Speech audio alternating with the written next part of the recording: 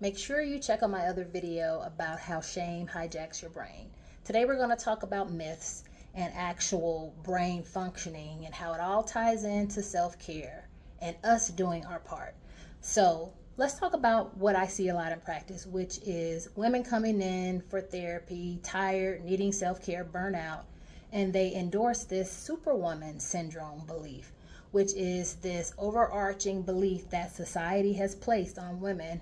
You will find this more ingrained or more prominent when you're looking at African American women or other women of color, but all women, all races, ethnicities can endorse this as well, because society really will place this expectation on women that women suppress their emotions and instead prioritize caretaking other people. Other people could be your spouse, your partners, your friends, your children, your co-workers, your parents, everybody in your extended family. But notice I did not say you, right? Herein lies the problem.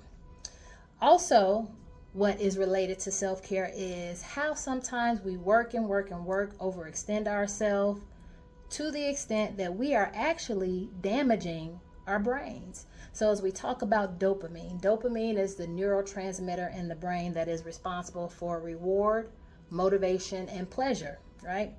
When you're working, overworking, and getting things done, multitasking, when you complete a task, you cross it off your list, right? Your brain releases dopamine, and it gives you this feeling of satisfaction and reward, right?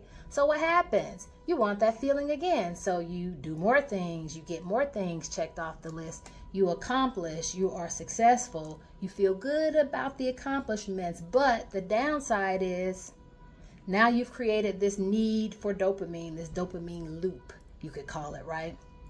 But this whole process of overworking and getting things done can negatively affect parts of your brain, mainly the prefrontal cortex, right? This is a part of the brain that is responsible for emotional regulation, planning, and decision making. We need that part of the brain. But overworking and accomplishing things chronically over time damages that part of the brain. What happens is chronic stress and chronic working over time can lead to a loss of synaptic connections with the brain cells. So connections between different parts of the brain that act and do different things, sending neurotransmitters that way, this way, all that, right? And it could also potentially result in a decreased brain mass.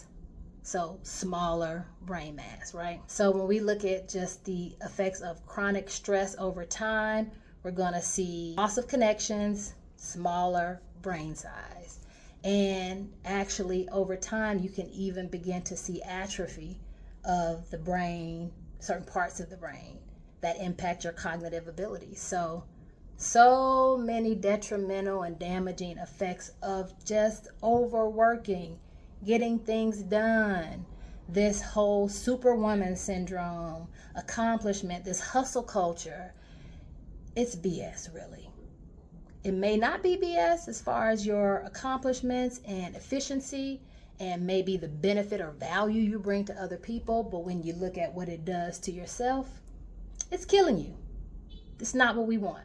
Self-care is not about killing yourself over the long haul. It's about being smart about what you're doing so that it doesn't damage you.